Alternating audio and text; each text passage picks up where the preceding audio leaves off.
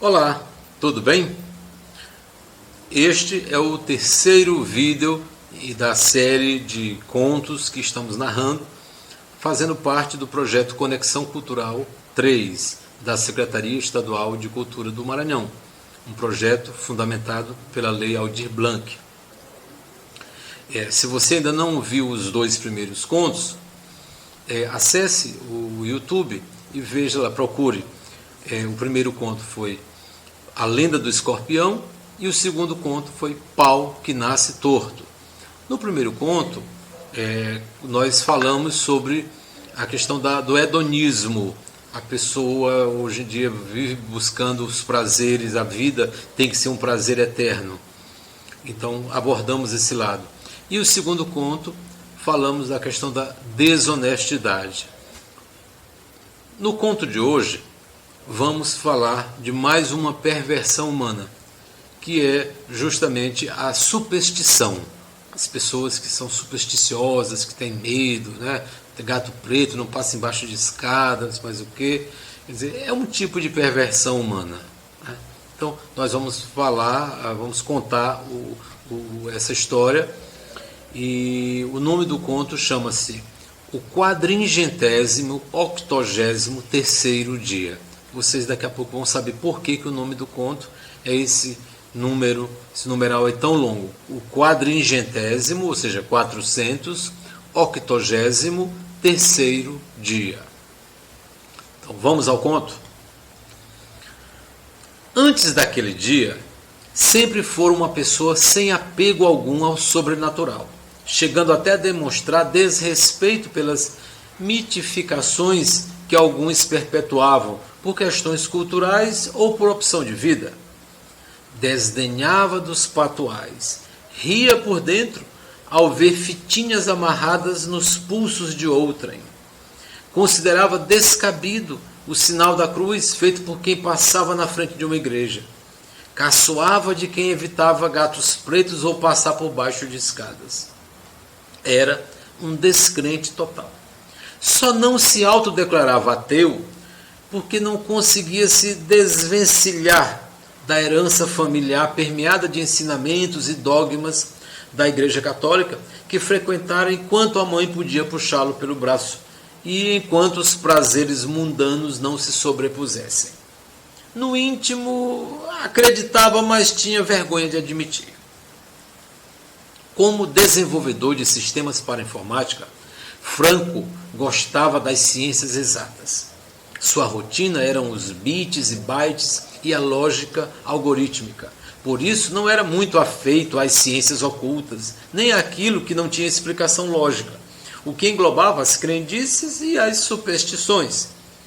Naquele dia, a amiga Catarina o convidara para acompanhá-la em uma visita a uma vidente, pois ela considerava que a incredulidade de Franco lhe daria mais confiança para consultar aquela que, segundo a opinião de muitos, nunca errava.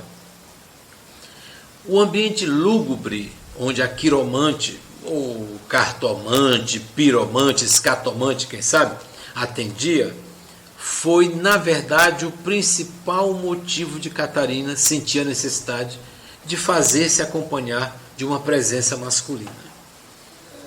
Ao entrarem, foram recebidos por uma mulher baixa, nem gorda nem magra, mas cujos seios certamente eram os responsáveis por seu manequim 50 para-blusas.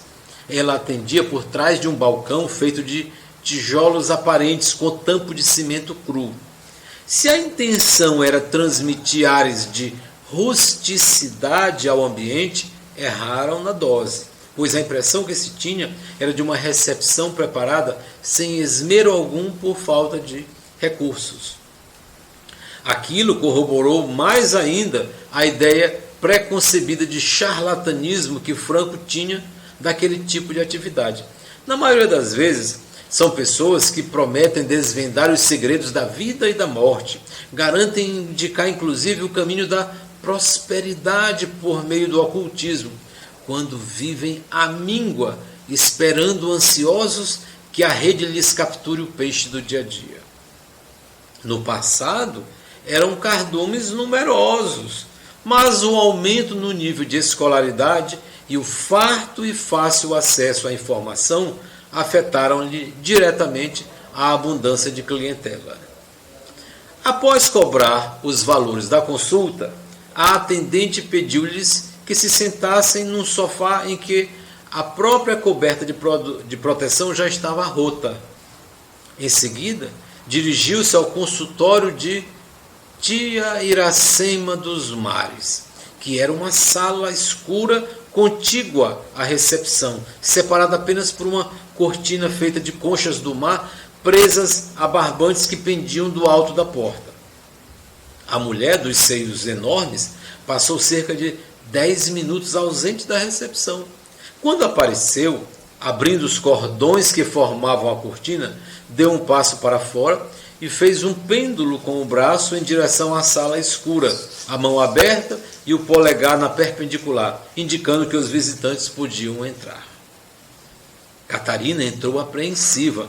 Um frio na espinha e uma grande expectativa dividiam seus pensamentos naquele instante. A menos de 3 metros da porta, no fundo da sala, no meio da penumbra, eles se depararam com uma mulher gorda, baixa, rechonchuda, velha, obesa, de olhos claros, volumosa, com um penteado à egípcia. Mas a característica mais marcante à primeira vista era a obesidade. Pediu aos dois que se aproximassem e se acomodassem. Ela, sentada sobre as pernas cruzadas, parecia um Buda mulher. A almofada que lhe servia de assento era feita com um tecido semelhante aos indianos, mas a penumbra impedia que se discernisse a padronagem. Cumprimentou os dois e foi logo dirigindo o olhar a Catarina. Mandou-os sentarem-se e começou. O que aflige seu coração, mãezinha? Tia Iracema, de uns tempos para cá, tenho tido muita dificuldade com relacionamentos. Aliás, não são dificuldades, eles simplesmente acabam sem que eu saiba por quê. Assim, do dia para a noite, as coisas que iam tão bem se acabam. Tia Iracema, esperta, disse: isso é um problema que pode ter explicações espirituais, minha querida. Quando foi a última vez que você teve um relacionamento acabado? Foi ontem à tarde, tia. Catarina teve de interromper a fala para tentar engolir o choro. Ele me mandou uma mensagem pelo telefone acabando o namoro. Nem teve a decência de me dizer isso frente a frente. E esse foi o terceiro namoro que acabou de repente em menos de 2 anos. Vocês discutiam muito? Perguntou a vidente. Que nada, tia. Estava tudo normal, às mil maravilhas. Estávamos com mais de 4 meses de namoro. Não havia briga, só muita paixão, muito carinho. E ele acaba tudo assim como se não significasse nada. Qual é a explicação para isso, tia? Primeiro vamos verificar se não tem interferência externa. Eu ia esquecendo. Uma semana antes foi nosso aniversário de 4 meses e ele me levou para jantar fora, à luz de vela e tudo mais. Foi muito romântico, por isso não tem justificativa para ele ter acabado o namoro. Isso pode ser muita coisa, mas a gente vai ter que fazer uma investigação espiritual para saber a causa do problema. Nessa hora, Franco achou que deveria interferir. Senhora, você me perdoe a interrupção, mas conheço Catarina há mais de 20 anos. Ela é como uma irmã para mim. Estou sabendo dessa situação e já disse para ela que deve ser porque ela anda trabalhando demais. Ela trabalha em uma agência de publicidade e tem dia que só chega em casa depois da meia-noite. Quem é que quer namorar uma pessoa com tanta dificuldade de tempo? Eu mesmo não aceitaria. Eu quero uma namorada que tenha tempo para mim. Meu filho, disse a vidente, Você não sabe a força que existe no ocultismo. Eu que lido todo dia com as coisas do sobrenatural, já vi rios subir montanha, já presenciei chuva de fogo. É muito mais complexo do que você pode imaginar. Ah, Franco respondeu. Quer dizer que o sobrenatural é que comanda o natural? Muitas vezes sim. Você é meio descrente dessas coisas, não é mesmo? Ela perguntou. Aí Franco respondeu. Meio não, totalmente, disse ele orgulhosamente. Faça um favor, disse tia Iracema. Espere lá fora, enquanto atendo sua amiga. Depois quero ter uma conversa com você.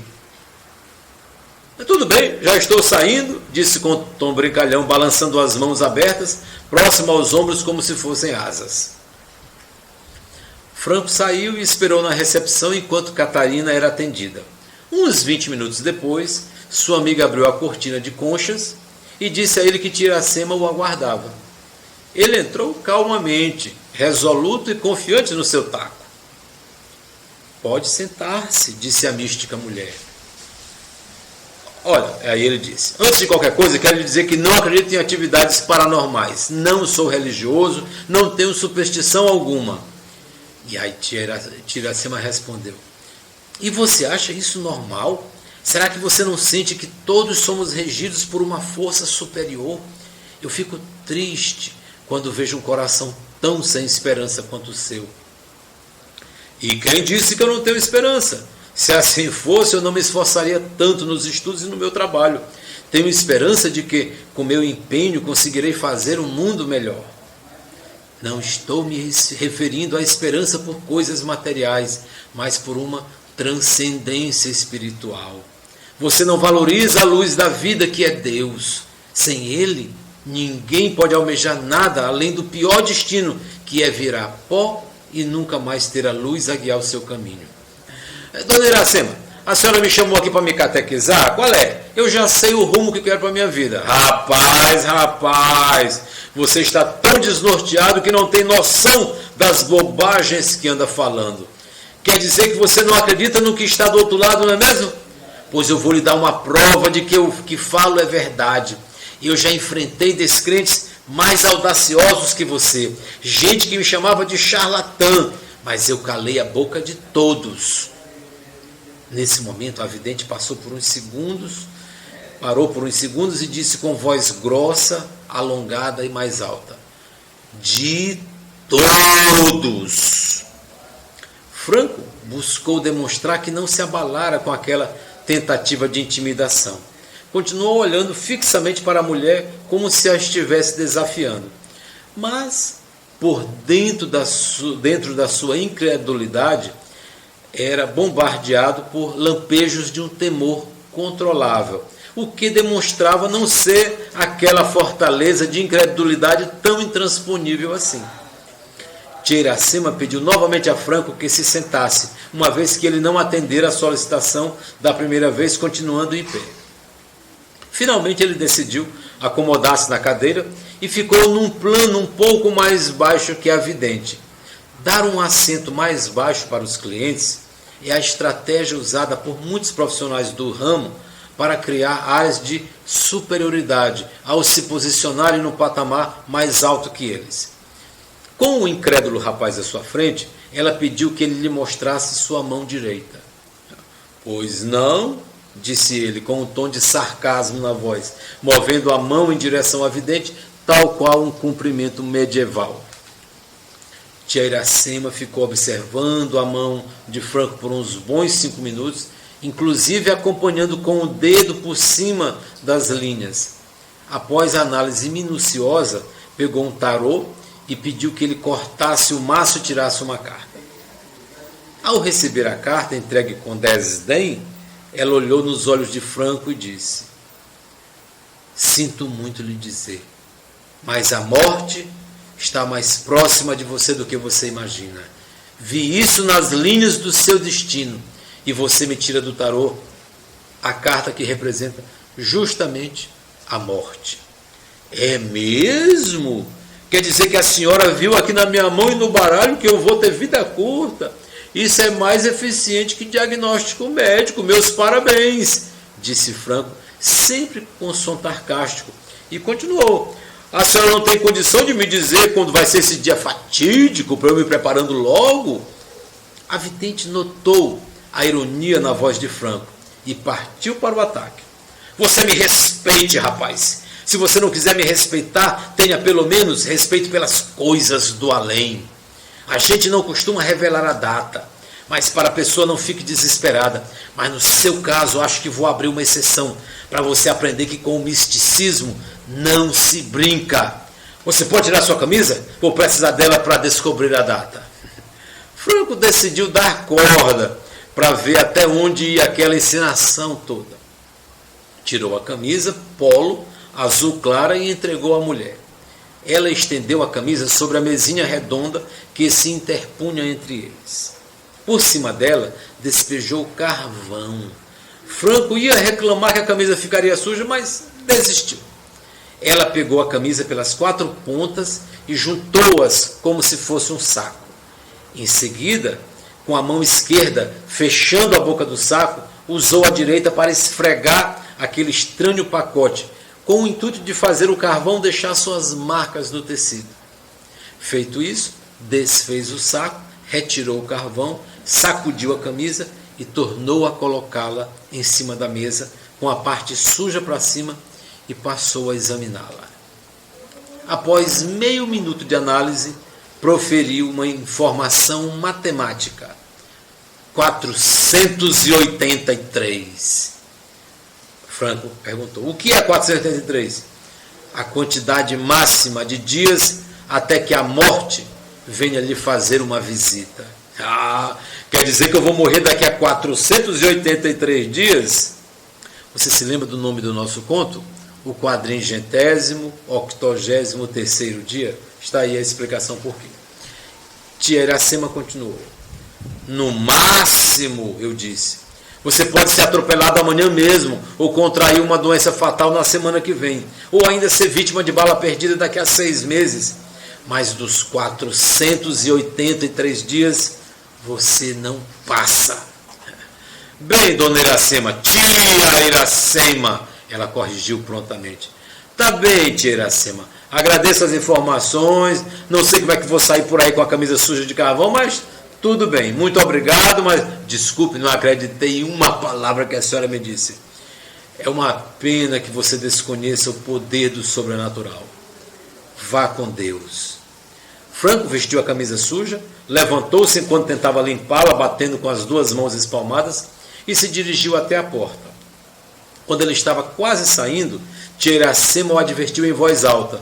Não esqueça, 483.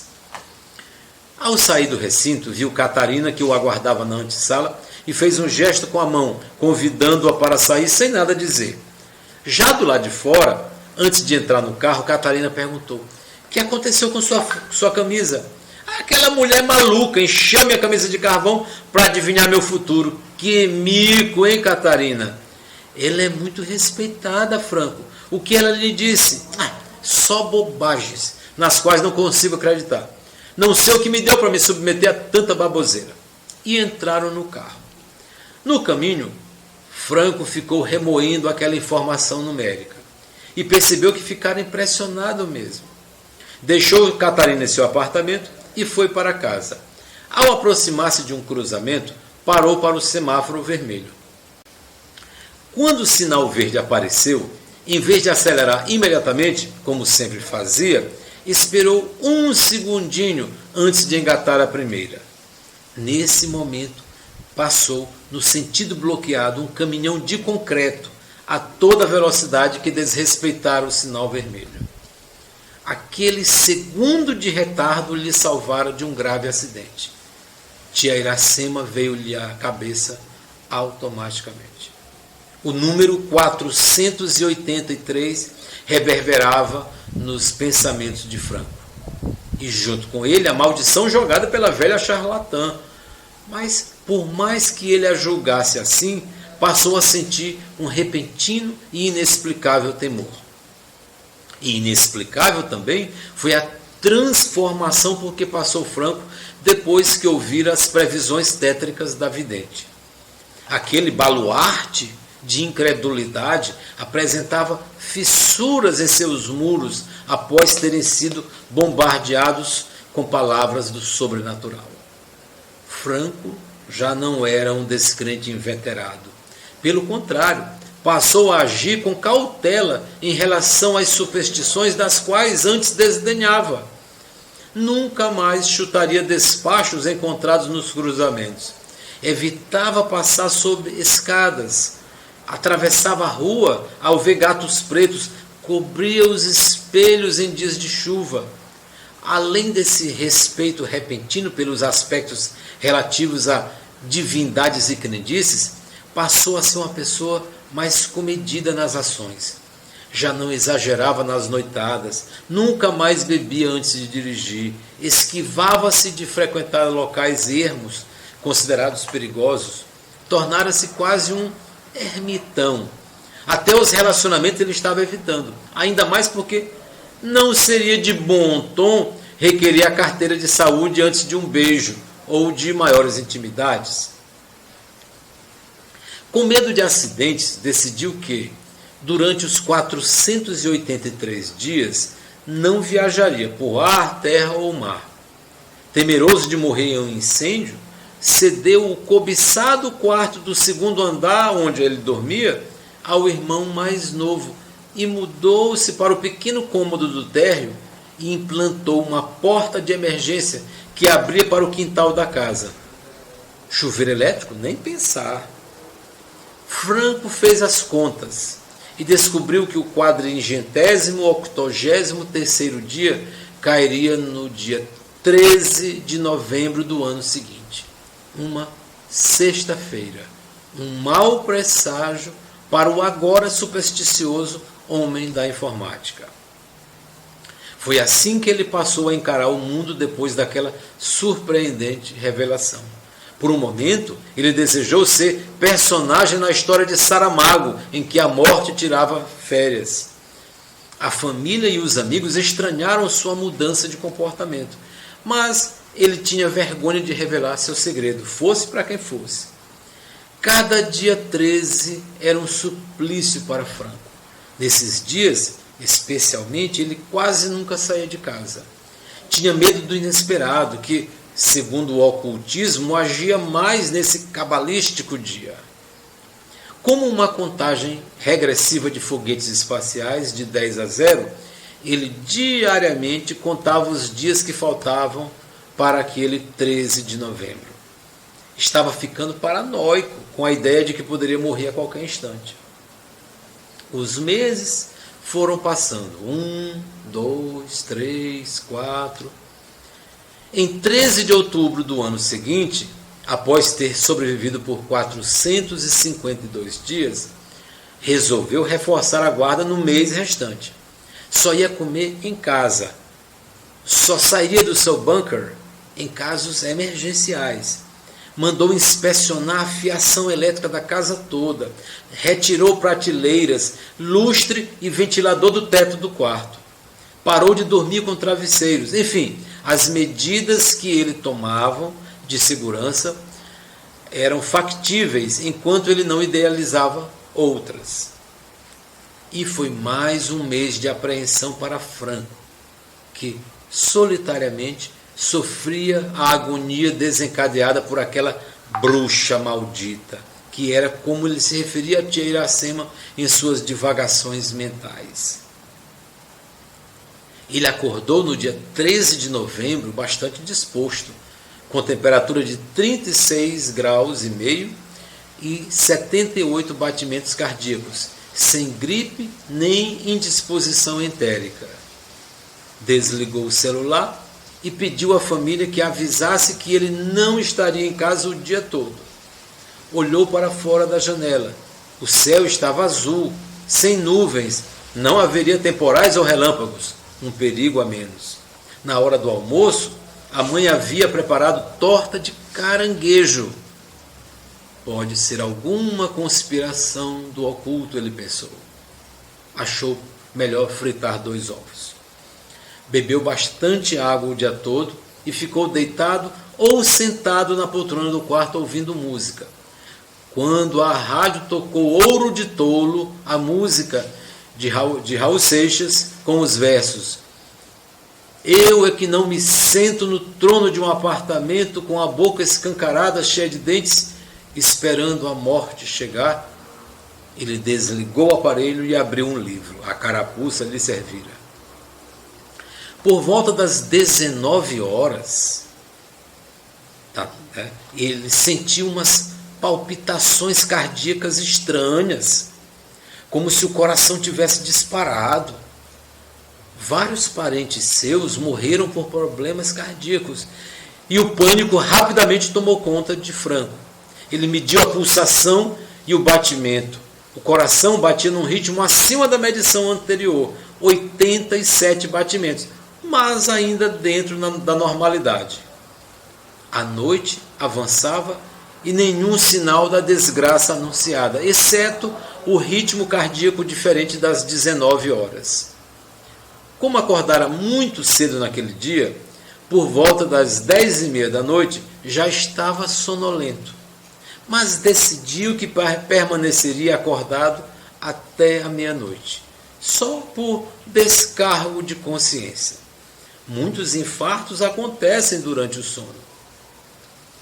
Às 0h01, exultou. A profecia maléfica não se concretizara. Ele estava vivíssimo, resistira aos 483 dias.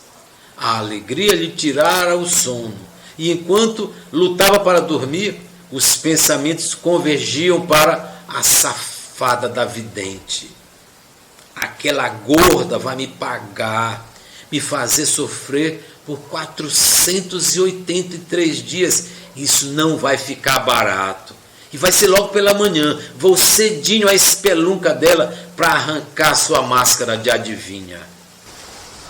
E assim, ao acordar, tomou um café com bacon e ovos, como não fazia havia muito tempo. Normalmente, ele só comia comidas bem leves, um biscoitinho, um pouquinho de leite. Nesse dia, ele tirou toda a barriga da miséria. Logo depois do café da manhã, pegou o carro e dirigiu até a Vila Oliveira, reduto da pilantra. Chegando lá, notou uma excessiva movimentação do lado de fora da casa. Havia cerca de 15 pessoas sentadas na calçada, conversando às plenas 9 horas da manhã. Estacionou o carro e foi até a casa, pensando em como ia humilhar a mentirosa na frente de um monte de gente. Ao aproximar-se, deu bom dia às pessoas na calçada e entrou pela porta aberta. Havia outro contingente dentro da casa também, muitos deles em pé, de costas para a entrada da casa. Tocou no ombro de uma das pessoas e pediu passagem. Para sua surpresa, todos estavam em volta de um caixão que acomodava o gordo corpo da tia Iracema, que sofrera um infarto fatal na noite anterior, por volta das 19 horas. Bom, e assim termina o nosso conto de Franco, o homem da informática que de repente virou uma pessoa muito supersticiosa. É engraçado como o ser humano ele acaba se adaptando, né? Ele vai contra os seus próprios princípios e vai se adaptando de acordo com a situação. Quer dizer, e ele no início, na vida toda dele, nunca acreditou em nada, mas só porque recebeu uma ameaça, ele passou a acreditar no que ele nunca acreditava antes. Aqui vai o meu agradecimento a você que assistiu este vídeo até o fim e um agradecimento também à Secretaria Estadual de Cultura do Maranhão por promover este projeto Conexão Cultural 3, em que nós, escritores, artistas, em geral, músicos, o pessoal da dança, o pessoal das artes plásticas, tem encontrado um apoio importante neste momento de pandemia. Até logo.